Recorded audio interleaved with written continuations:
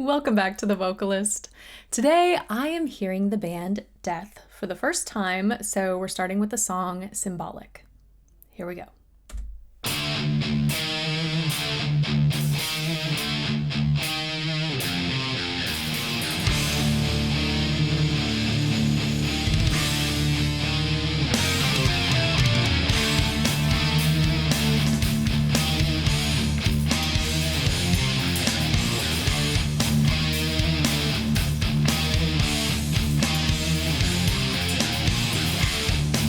I don't mean to dwell, but I can't help myself when I feel the vibe. It's a deep memory of a time in life when years seem to stand still.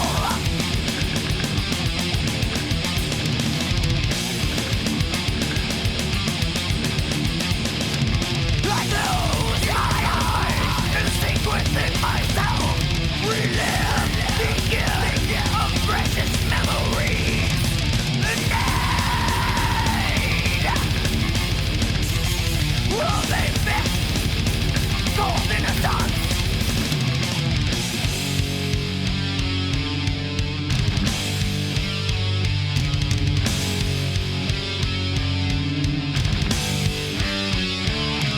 When did it begin?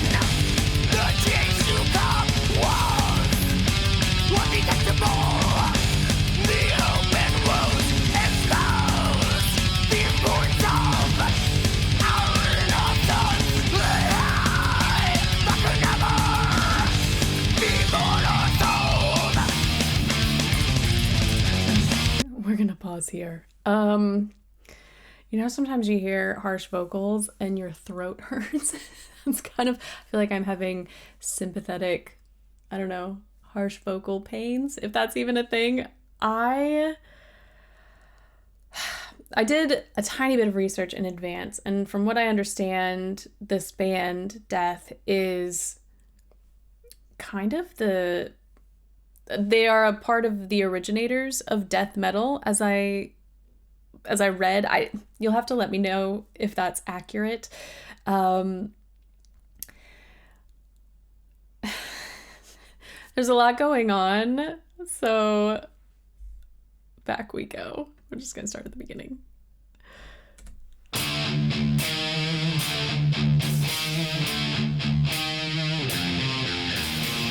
Even hearing this opening now, after getting through a few, or maybe just a couple minutes of the song, it's so interesting how this piece developed.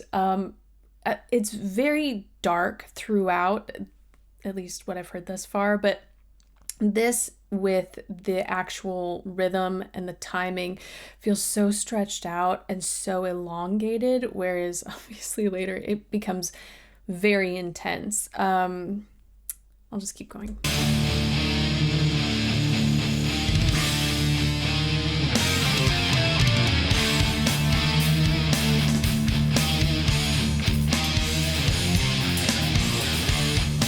I don't know what happened there with the timing. I tried to figure it out when I first heard it.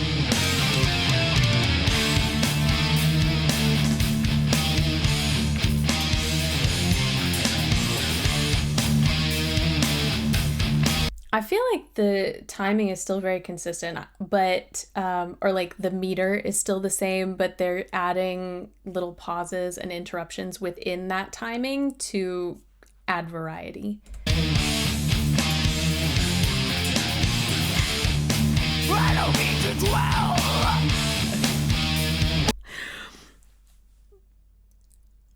Again, first time hearing them, I think somewhere in my mind I expected his vocals to sit lower, given the opening of this, at least with the instruments. It, again, feels very dark, very heavy. So naturally my mind just thought the vocals coming in would do the same thing, but his voice naturally sits higher. And so the harshness not only comes from the texture he's adding, but the contrast we're hearing between the vocals and what's happening in the instruments. And I just find that really fascinating. I also greatly appreciate his diction. And I say this all the time with any band, but especially when there's so much intensity in the music, it's nice to not have to look up the words. When the diction, the consonants, everything is so crisp and clear, and I just really appreciate that. Would I can't help myself? Would I feel the vibe? Now, on Wood, we heard a slight, it was a little bit of added depth. And when you think about, the shape of the vocal tract, elongating the vocal tract helps to create those darker sounds. And by default, Wood, we're rounding, we're puckering the lips. That's all creating a longer shape. So we're getting these little pockets of depth, but I would say throughout most of what I've heard thus far, his voice sits pretty high. I can't help myself. Would I feel the vibe? This is memory of a time in life when you seem to stand still.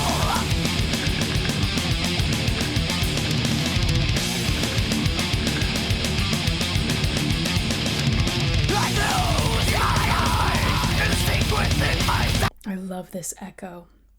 I'm assuming he doubled his own vocals. If not, please let me know if there's someone else in the band who is doing this. The reason I say that is because they sound so similar. Relive the gift of precious memories. That was the one that hurt. Wow. So whenever I think of harsh vocals in general, I don't get that sympathetic ache when there's false chord engagement, partially because I can replicate a version of false chord engagement. I've never actually performed harsh vocals, but at least in the privacy of my own home, in practice, I can create some sounds with false chord engagement. True chord harsh vocals are just in a completely different league. And I imagine part of the reason I personally find that difficult is because of my own training, especially in classical singing. There is there's an emphasis on very balanced onset. Some people will say, you're really trying to sing on the edges of your vocal folds. And so you're working so hard to build that dexterity between muscle and air pressure that doing something that adds texture feels very different. You'll even find some classical singers who don't incorporate vocal fry because of the way they were trained. So it's borderline screaming, but not. I feel like screaming implies something very different. Let me keep listening. It's such a fascinating sound.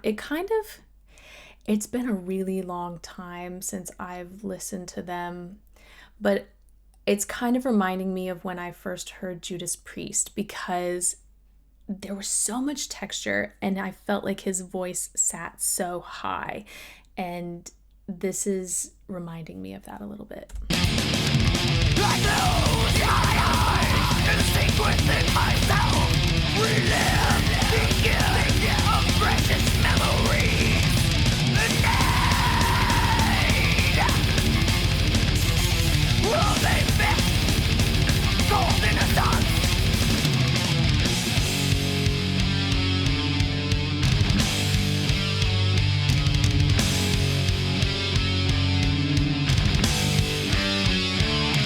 When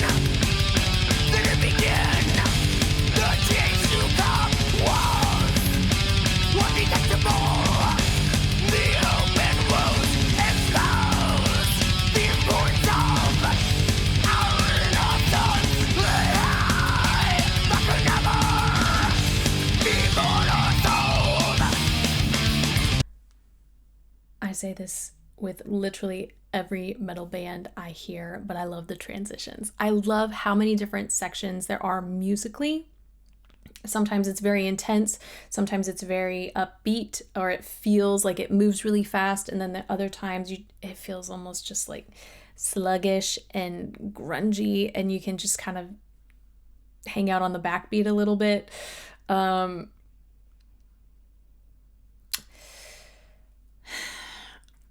This last section, I honestly thought to myself, I'm sure other bands have covered this, and I could imagine someone actually singing that last section, but like in a lower part of their range. I think that would sound really cool. We're gonna keep going.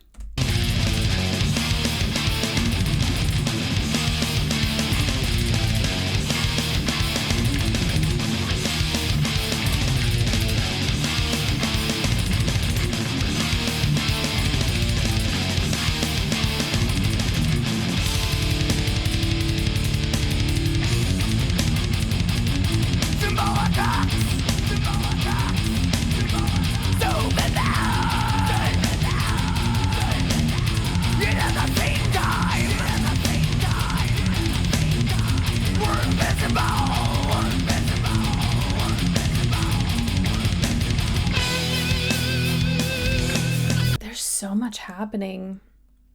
I would have to look at music to see the exact meter that they're in, but just the fact that we heard this consistent pulsing, whether it was a 16th note or an 8th note or whatever it might be.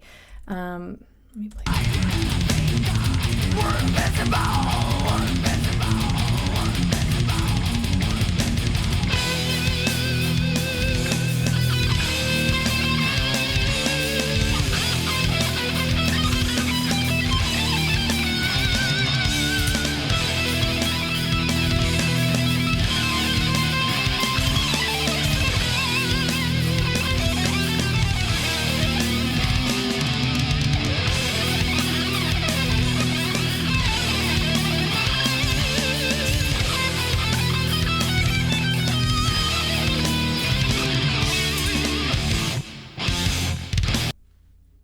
That guitar solo, like the tonal shift, it didn't sound like traditionally Western in tonality. I don't know what whoever was played a lot of notes, so I don't know if they were in a specific key, but it almost sounded like no, I won't. It just didn't sound like the typical major minor Western scale. So I'm curious what influences might have contributed to that. But it was so interesting. Like, I think that's what I liked most about it. It just, it took me by surprise. This is a long one, so we're going to keep going. But I'm going to remember where I am so I can listen again later.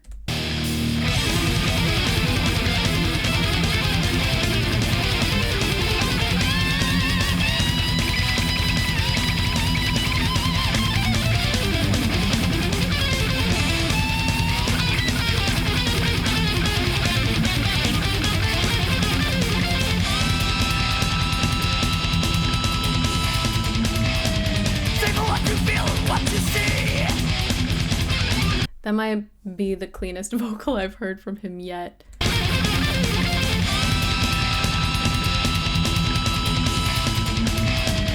what you feel, what you see.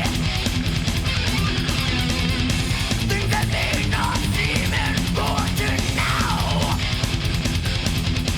but maybe tomorrow.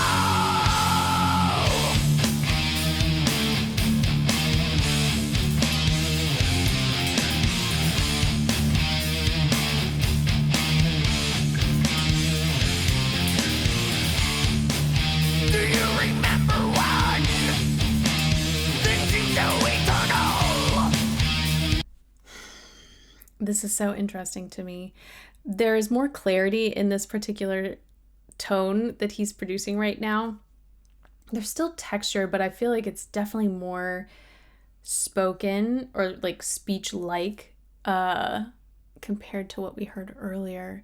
So now I'm wondering what's happening as far as if there is any false chord engagement. See, whenever I produce that sound, it's more of a rumble, and it doesn't have quite the same grit that I'm hearing here. So that's how I've always distinguished between false chord and true chord harsh vocals. But I also can understand that singers or vocalists who have been doing the same style for as long as I imagine this gentleman has,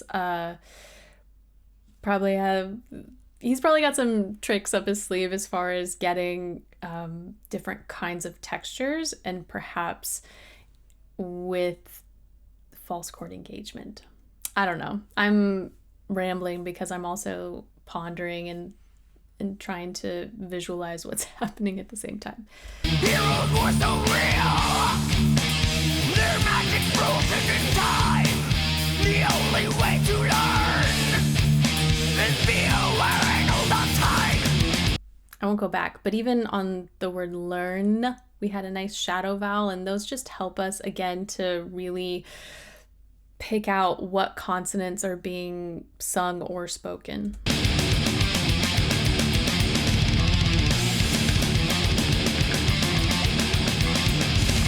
I close my eyes and sing within myself. Relive the gift of precious memories and night of a fixed golden suns.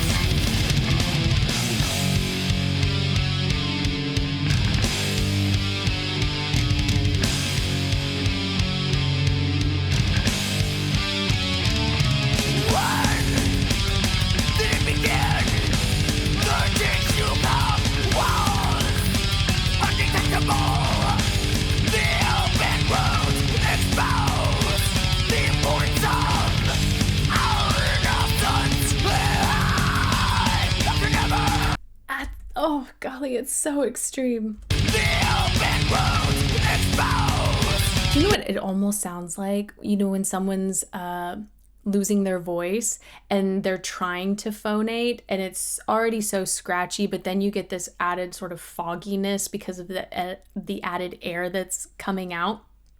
That's kind of what this reminds me of. Yeah, let me play that again. The open road exposed.